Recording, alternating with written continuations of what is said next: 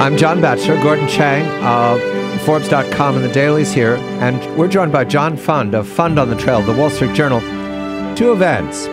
One pressing, which is the dire economic news today. I know, I'm early, fine. I'm already hanging out the crepe paper, but in any event, the manufacturing index, especially new orders, back to a 22-month low, but reaching back to the recession of 2009, and the private sector hiring in May, 38,000, promising a very poor number on Friday for the overall economy. These two events combine to a gloomy effect. Wall Street sold off, but who cares about those robots? We're concerned about the hiring and the political canvas. Mr. Fund, your measure, you spoke today on WSJ.com's editorial where you do videos at noontime. Was the White House ready for this gloom today, John? Had they prepared the media for the spin 2 years after the stimulus plan, 1 year after QE2, and the economy's in, politely, a soft patch? Good evening, John. Thank you. I think that they're responding very much the way that Mr. Micawber responded in Dickens's novel. He hopes something will turn up. Yes. So fortunes will change. And unfortunately, we are 2.5 years into the Obama administration, and they have done the following. They have kept the housing market propped up artificially so it doesn't clear, and as a result, housing prices are continuing to plummet. They're down to 2002 levels. They have injected $1 trillion in stimulus spending. That doesn't seem to have had much impact other than keep some state and municipal employees employed longer than they otherwise would have. They have goosed the money supply through the indirect administrations of the Federal Reserve into the stratosphere, and that has kept interest rates historically low, but so there's not much more that they can do there, although they could always print more money and encourage inflation. They have tried all of the Keynesian nostrums, all of the interventionist approaches, and where are we sitting? We're sitting at an unemployment rate that coming on Friday will probably stay at 9% or hover very close to that, and production is down, job creation is down, inflation and especially commodities is creeping up. Have you noticed how much more it costs you to go to the grocery store? The Obama administration is caught flat-footed by this. Other than following Paul Krugman's advice in the New York Times and boosting spending and the monetary supply even more, I don't think they have a clue what to do. Well, John, because they don't have a clue, they aren't going to be able to respond effectively. I mean, readers of the Wall Street Journal would know that they were doing the wrong things for the first 2 years, and that means that they're going to be in very difficult position in 2012. Are we going to have an election where all the old rules are thrown out the window because the economy is in such bad shape? Well, the first old rule is the first African-American president could be fairly assured of getting the Democratic presidential nomination because 30% of the primary voters are African-American and they're his most loyal constituency.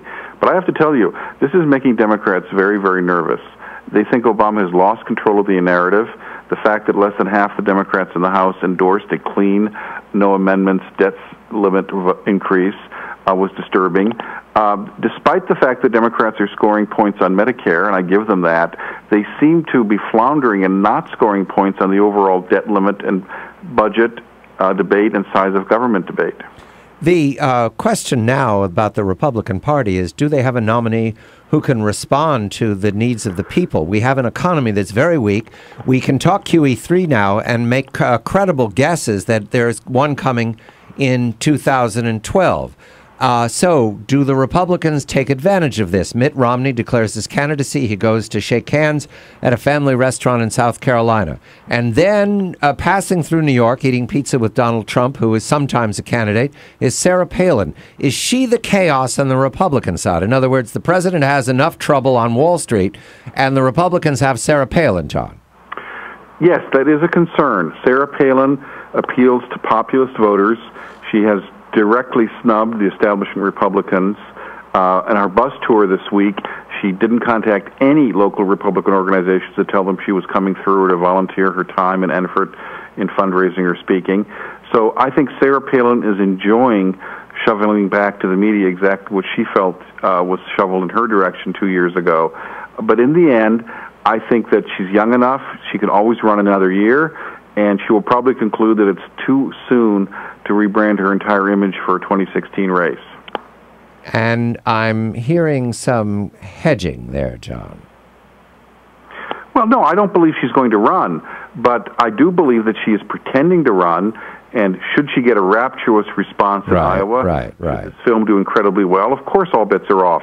But I believe she is not running in 2012. I believe she is preparing to run in a future year, and in the meantime, she's going to play the media like a fiddle. And can the Republican Party settle down and nominate a candidate while Mrs. Palin is taking the bus back and forth between California and New York? Well, you know, the voters do have a say here. Voters in Iowa and New Hampshire and South Carolina and Nevada and other states are going to have their say. And I've always resented the European system of having these primary elections selected nominees by elites. You know, we let voters do this, and that's how we got some of the Tea Party senators and governors in the last election. So I'm comfortable in saying, as long as Sarah Palin is out there, people are going to be talking about her as a presidential candidate, but at some point, we're going to get down to the people who've actually announced, and we'll know that probably in August or early September. Well, John, you know, when you think about Sarah Palin with the very high negatives, people say, well, there's just no way. But if we are indeed going to an election where all the rules are thrown out, then possibly we could have any Republican beat any Democrat. Isn't that possible? It is possible, especially based on the extent of the economy. But remember, Barack Obama is more personally popular than his opinion, than his approvals of his policies. He will have $1 trillion to spend beating up his opponents and demonizing them, and he will have an effective group of surrogates called the lamestream media, more or less apologizing and excusing any mistakes in his administration. So I agree with you that that has to be a concern, but I believe ultimately Sarah Palin is preparing for the future, not for 2012. The bad numbers today, John, did Washington hear them? Are they deaf to the wailing on Wall Street? Oh, they certainly did hear them, because anyone in Congress knows you need to create well over 200,000 jobs in a quarter every 3 months to actually reduce unemployment because of population growth and the growth of the population growth and other factors. You have to create 200,000 plus new jobs every month just to keep even, just to prevent the unemployment rate from going further. At the current estimates, we're going to fall far short of that. And I would remind you, John, since the creation of modern political polling, which is the 1930s with George Gallup, no incumbent president has ever won re-election if unemployment was above 7.2%. And I don't believe very many analysts think that unemployment is going to be below 7.2% in late 2012. John Fund of the Wall Street Journal, Gordon Chang of Forbes.com and The Daily. I'm John Batchelor.